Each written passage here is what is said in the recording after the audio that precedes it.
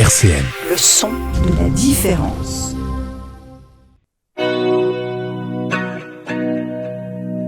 Biodiversité sur RCN, en partenariat avec Kepos. présenté par Chloé Baduel. Bonjour à tous, vous écoutez Biodiversité sur RCN et aujourd'hui on va parler de projets éco-responsables, d'appels à candidature et de plein d'autres choses avec Yann de la Serre à Projet. De plus en plus de personnes se lancent dans des projets de transition écologique. Les besoins changent et évoluent. La demande d'aujourd'hui n'est pas forcément celle de demain. Il faut alors se réinventer et anticiper. Chaque année, des hommes et des femmes tentent l'aventure et deviennent entrepreneurs. Mais comment réussir à s'implanter dans un marché qui grimpe en flèche? Comment affronter la concurrence? Et surtout, comment se démarquer avec un projet innovant? Des acteurs et structures comme la coopérative Kepos et la Serre à Projet sont justement faites pour aider et accompagner les futurs entrepreneurs en poussant leurs projets. Et aujourd'hui, j'ai le plaisir d'accueillir l'un de leurs membres, c'est Yann. Salut Yann, comment vas-tu ? Salut, ça va, nickel. Et toi ? Super, merci. Alors Yann, tu fais partie de Kepos. Tu peux nous expliquer ce que c'est ? Alors Kepos, c'est une jeune coopérative, c'est une société coopérative d'intérêt collectif, c'est-à-dire qu'en fait, il y a plusieurs acteurs de la transition écologique qui sont soudés dans cette coopérative, que ce soit des entreprises individuelles ou des entreprises où il y a plusieurs gérants. Et du coup, il y en a plus de 25 qui sont réunis autour de cette société coopérative et en fait ils œuvrent tous ensemble pour la transition écologique. Ils font poids aussi, ils font un peu lobbying par rapport aux instances publiques ou autres ou pour influencer les citoyens de tous les jours sur le fait qu'il faille œuvrer pour la transition écologique. Et parlons un peu de la création du coup de Kepos. Comment c'est né ? C'est né de ce besoin en fait, tout simplement. On a remarqué qu'il y avait vraiment une lacune dans la transition écologique au niveau local. Et du coup, il y avait aussi des entreprises qui commençaient à se monter petit à petit sur le territoire. Et au lieu de faire chacun dans son coin, il fallait un peu, on va dire, lier tout le monde et comme ça avoir, comme je l'ai dit tout à l'heure, avoir plus de poids pour faire changer les choses. Et tu l'as dit, vous êtes 25 maintenant. Ouais. C'est beaucoup. Ouais, ça devient intéressant, effectivement, ouais. Mais ça n'a faire que croître, en fait. On espère. Et un point important chez Kepos aussi, c'est le jardin d'entreprise. Explique-nous tout ça. Vous travaillez avec des professionnels et plus particulièrement avec des petites entreprises, des très petites entreprises, ouais. C'est ça. C'est quoi l'objectif ? L'objectif, c'est aussi d'accompagner ces entreprises-là. C'est-à-dire déjà faire un réseau, c'est-à-dire que tout le monde va se rencontrer au moins une fois par mois. Voilà, on va exposer ses problématiques, ses nouvelles informations, ses actualités. Mais aussi, nous, on est capable dans notre équipe de les accompagner sur certains points qui font que s'ils ont une problématique particulière sur un point de démarchage commercial, par exemple, on peut les aider. Il y a autre chose aussi, c'est qu'on peut leur, grâce à notre catalogue de formation, grâce à notre qualification, Calliope, ils peuvent se permettre de passer par notre structure pour dispenser des formations qui sont intéressantes pour leurs clients. Et quel genre de relation, du coup, vous avez avec les acteurs du secteur ? C'est de l'entraide ? Oui, c'est ça. Effectivement, c'est de l'entraide. On se serre les coudes, quoi. C'est vraiment. L'idée, c'est d'apporter chacun quelque chose. C'est du donnant-donnant, c'est du gagnant-gagnant, quoi. Et en fait, vous aidez et accompagnez les acteurs qui veulent adopter un projet, une stratégie écologique, c'est ça ? Tout à fait. Et, vous comptez du coup 25 membres. C'est important d'avoir ce genre de structure, tu penses ? Oui, c'est important aujourd'hui parce qu'en fait, la transition écologique, on en parle, mais encore pas assez. Et du coup, l'idée, c'est vraiment de faire émulation, d'accélérer les choses. Et vous êtes sur un marché qui est en pleine expansion en plus. Oui, c'est ça, effectivement. C'est quelque chose qui évolue de jour en jour, on le voit, mais pas encore assez pour nous. Ouais. T'as quelques chiffres en tête ou à peu près Pas comme ça. Je te pose la colle là. Et c'est quoi les enjeux du coup principaux de la transition écologique ? En fait, c'est déjà, premièrement, c'est une prise de conscience. Malheureusement, pas encore assez de personnes n'ont cette prise de conscience du changement climatique, des choses qui font qu'il y a des urgences auxquelles il faut répondre. On l'a vu par exemple avec, tout le monde en parle du film Don't Look Up, maintenant qui fait qu'il y a une prise de conscience. Malheureusement, avant ça, on remarque que tout ce qu'on a fait finalement c'était pas assez. Il n'y avait pas assez de communication dessus. Heureusement qu'il y a eu un film et du coup, voilà, ça c'est vraiment un des enjeux les plus importants, quoi. Et ça marche justement avec la culture, tu penses, ou est-ce que c'est aussi un peu de com, par exemple, de votre part à vous, qui va faire pousser les... Oui, parce que nous, nos entreprises sont sur le terrain. Donc là, c'est vraiment des choses concrètes qui émergent. Donc là, c'est notre force en fait. On arrive à prouver par A plus B en fait. Donc concrètement avec ce qu'on fait, avec ce que les entreprises nous permettent de faire. Et du coup, ça c'est vraiment intéressant. Et tu penses qu'il y a un nouveau modèle économique qui est en train de voir le jour ? Effectivement, oui. Moi, je pense que il y a un modèle économique qui est plutôt spécifique aux entreprises de la transition écologique. Mais par contre, il faut garder en tête que on reste quand même sur cette logique qu'il faille avoir quelque chose qui soit viable, en fait, une économie viable. Et est-ce que tu penses que du coup, ça va devenir l'avenir, que maintenant, toutes les entreprises vont adopter ce schéma-là ? Alors, je l'espère, bien sûr. Ouais.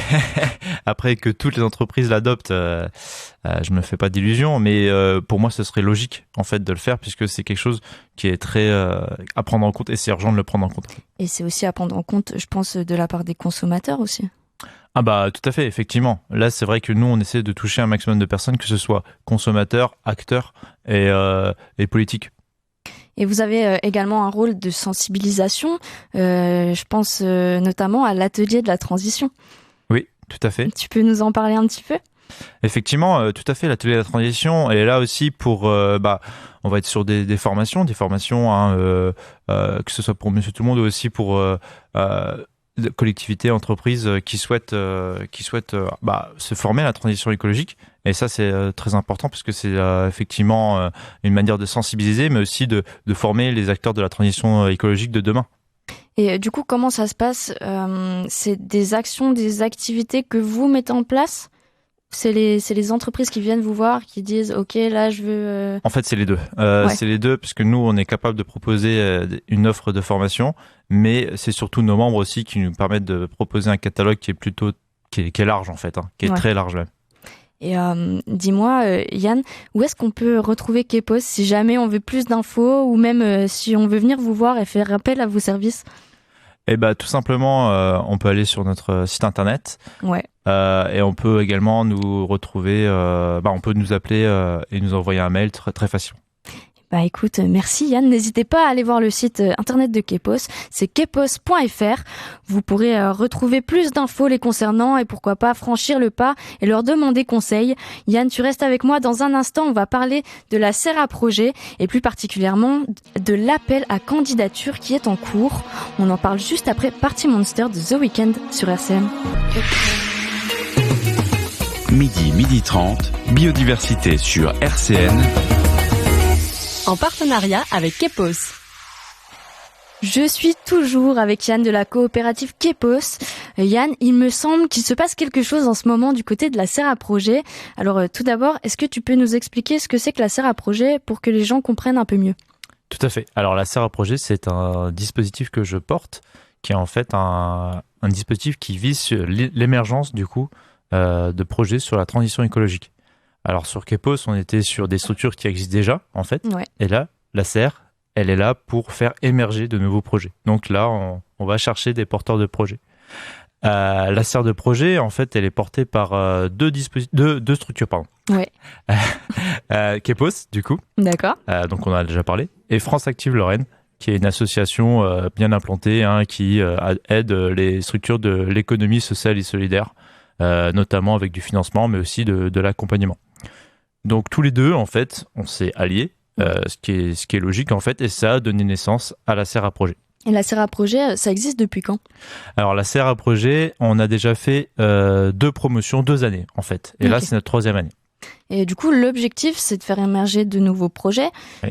d'être un soutien pour ceux qui veulent se lancer, c'est ça ? Tout à fait, exactement. Alors, la serre à projet, en fait, elle fonctionne en 5 étapes, exactement. Ok. La première, c'est que déjà, on va détecter des idées.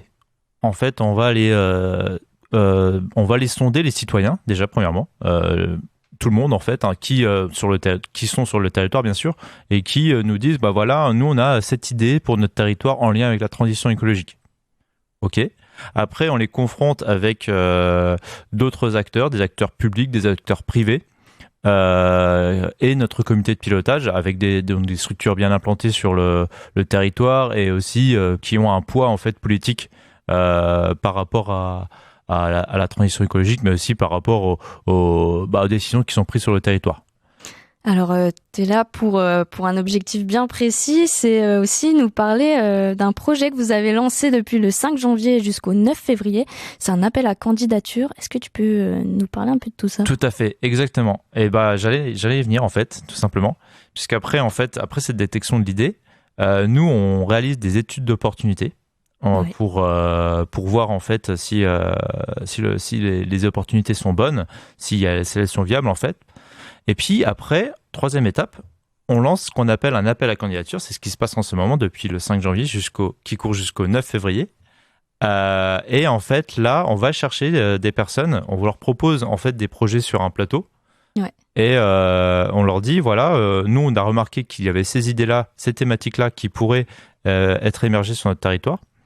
Eh bien, on vous propose de postuler en tant que porteur de projet. Et nous, on sera là en tant que quatrième étape sur l'accompagnement, puisque nous, en fait, l'accompagnement, c'est un accompagnement individuel qui est réalisé toutes les 2 semaines, avec des formations aussi toutes les 2 semaines, en lien avec l'entrepreneuriat et la transition écologique. Et puis, on leur offre aussi tout un réseau d'acteurs, en fait. Ouais, c'est surtout ça aussi, ouais. Donc, c'est, en fait, déjà, s'ils intègrent la serre à projet, ils ont accès déjà à toutes ces choses-là, dont le réseau d'acteurs aussi.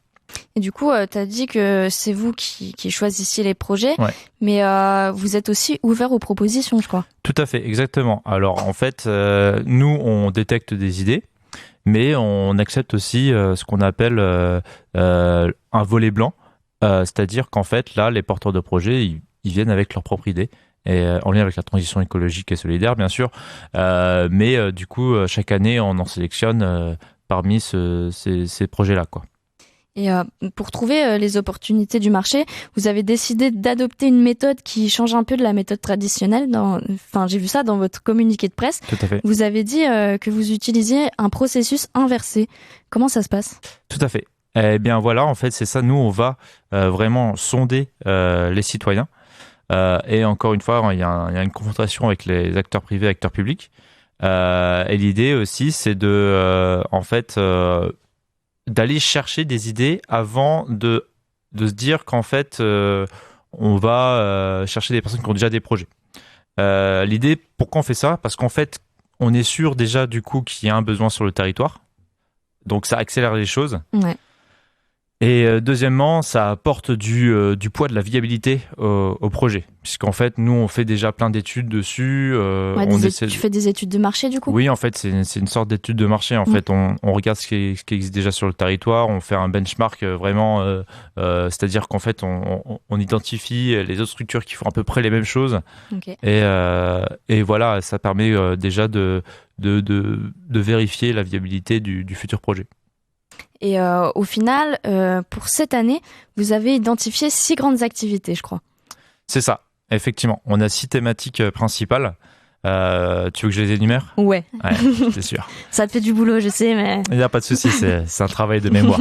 Alors, premièrement, on a une thématique sur la valorisation des coproduits brassicoles. Ok. Est-ce que tu veux que je développe ? Ouais, s'il te plaît. Okay. Alors ça peut être du chinois pour certaines personnes. Oui, bien sûr, tout à fait. Alors en fait, il faut savoir que on a de plus en plus de brasseries artisanales, heureusement. Ouais. Ça fait que du coup, on a beaucoup plus de bonnes bières à boire. Exactement. Donc on peut s'en réjouir. Par contre, le problème, c'est que quand on brasse, on génère ce qu'on appelle des coproduits, c'est-à-dire en gros, c'est des déchets, c'est brassicole à chaque étape de la fabrication de la bière. Notamment ce qu'on appelle les drèches, qui sont les résidus de malt, en fait, que le brasseur en fait n'utilise pas, parce que sinon on aurait une bière qui soit avec beaucoup de choses à manger dedans. Ok. Et donc ça, malheureusement tous les brasseurs n'arrivent pas à le valoriser. Donc l'idée là, c'est de trouver des solutions pour revaloriser ces coproduits là. Par exemple, voilà. La deuxième thématique, elle concerne c'est lié puisque ça parle des biodéchets. Donc c'est le traitement et la collecte des biodéchets. Donc les biodéchets, c'est tous les déchets organiques que vous pouvez avoir, notamment par les épluchures, on parle souvent de ça, et qu'on retrouve souvent dans la poubelle, puisqu'ils représentent aujourd'hui 1/3 des poubelles françaises, ce qui est énorme en fait. Et du coup, l'idée, voilà, c'est de trouver une activité qui puisse faciliter le traitement et la collecte de ces déchets-là. Troisièmement, on a une activité de production et ou de vente de fleurs coupées locales. Alors pourquoi on a sélectionné cette thématique ? Parce qu'en fait, il faut savoir que seulement 15% des fleurs vendues aujourd'hui sont locales. Donc c'est très peu, et malheureusement du coup quand on achète des fleurs, c'est pas du tout un acte écologique. Donc l'idée, c'est de vraiment redorer un peu le blason des fleuristes locaux, on va dire, et de relancer peut-être une production locale de fleurs. Voilà, alors ça en fait 3. Ça en fait 3, ouais. Quatrièmement, une unité de lavage du linge éco-responsable. Alors là, le constat est simple. Quand on lave du linge, on utilise beaucoup de produits qui sont très nocifs pour l'environnement. On constate que il y a de grandes unités, par exemple dans le domaine de l'hôtellerie, de la restauration, pour les crèches.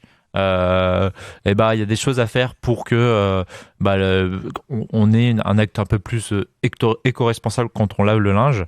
Donc l'idée là, c'est vraiment aussi de faciliter également l'utilisation de linge réutilisable. Je prends l'exemple des couches lavables, par exemple. On pourrait faciliter ça au sein des crèches, par exemple. Donc voilà, ça c'est pour la quatrième thématique. Et la cinquième, il s'agit d'une activité de vélobus, vélotaxi. D'accord. Donc là, vélobus, c'est surtout par rapport aux scolaires, aux enfants qui vont à l'école, puisqu'on a remarqué que beaucoup d'enfants allaient à l'école en voiture, que du coup il y a des congestions, la pollution. C'est aussi par rapport à l'apaisement des centres-villes, l'apaisement autour des écoles. Donc là, l'idée, ce serait de trouver un vélobus pour accompagner les enfants à aller à l'école. Le vélo-taxi, c'est un peu la même chose, mais c'est plus envers les touristes ou les personnes à mobilité réduite qui souhaitent se rendre, aller en ville ou faire leurs emplettes en ville. Et enfin, la dernière thématique, c'est une cantine solidaire. Donc là, on est d'une part sur quelque chose de très solidaire, sur le fait de proposer des repas qui soient abordables à tout le monde. Et autre aussi, c'est pour éviter le gaspillage alimentaire, puisque l'idée ce serait de réutiliser un maximum de résidus, de revaloriser, de remettre au goût du jour des invendus, par exemple, dans les assiettes. Et je vois ça, quand tu as parlé des 6 grandes thématiques, y a un point commun à chaque fois, c'est une économie sociale et solidaire. Oui, tout à fait, effectivement. Et locale. Tout à fait, exactement. Ouais. C'est ça, l'objectif aussi, c'est de faire marcher le local, de faire un lien entre les acteurs locaux. Tout à fait. Oui, tout est effectivement, la transition écologique de toute façon est liée à toute l'économie sociale et solidaire. Donc c'est vrai que des fois nous on parle de transition écologique et solidaire parce que c'est vrai que les deux sont intimement liés, quoi. Et si quelqu'un est intéressé pour l'un des sujets et pense pouvoir développer un projet autour de ça, et même son propre projet s'il tient la route, comment est-ce qu'il doit candidater et où ? Alors très simplement, il peut déjà se rendre sur lacer.org, notre site internet. Après, il pourra trouver nos contacts et nous contacter. Donc là, il n'y a pas de souci, on pourra répondre à leurs questions. Après, il y aura un dossier de candidature à compléter. On est là aussi pour les aiguiller, pour les aider un peu à remplir ce dossier. Donc il faut pas hésiter à nous contacter, quoi. Et tout le monde peut candidater ou il faut avoir un profil particulier, avoir déjà eu des expériences ? Tout le monde peut candidater. Alors ça peut être des porteurs de projets physiques lambda comme toi et moi. Ouais. Ça peut être une structure qui est déjà implantée, qui souhaite développer une activité particulière sur la transition écologique. Ça peut être un collectif de personnes, ça peut être plusieurs personnes tout simplement. Il faut juste que ce projet soit implanté sur le sud 54, c'est-à-dire entre Pont-à-Mousson, Lunéville et Toul et surtout Nancy, quoi. D'accord. Et il y a aussi un autre point que j'aimerais qu'on aborde, c'est les quartiers en transition. C'est quoi le principe ? Tout à fait. Et c'est bien que tu en parles, effectivement. Les quartiers en transition, c'est un nouveau, on va dire, un nouveau volet de la serre à projet qu'on déploie cette année. Et en fait, c'est spécifique aux quartiers prioritaires de la ville, puisqu'en fait, on s'est dit, voilà, la transition écologique, c'est pour tout le monde. On veut pas que ce soit juste, excusez-moi pour les termes, mais les bobos ou quoi que ce soit. Ouais. Donc on s'est dit, voilà, c'est très important de dire que c'est abordable et que tout le monde peut faire de la transition écologique. Et donc on a décidé de s'implanter sur 2 quartiers pour commencer, ce qui est déjà pas mal. Et, c'est un bon début. Et donc on a visé en fonction aussi des besoins et des acteurs. Hein. On les a pas sélectionnés par hasard. Il s'agit donc du quartier des Nations à Vendeuvre et des Provinces à Laxou. Et comme pour la serre à projet, j'ai envie de dire généraliste, on a aussi fait le même travail pour détecter les besoins. Et donc, on a 2 thématiques pour chacun de ces quartiers. Ouais. Pour Vendeuvre, on est surtout sur de l'alimentaire, puisqu'on a la cantine solidaire aussi, qui était dans la serre projet généraliste, mais qui se retrouve aussi dans les quartiers.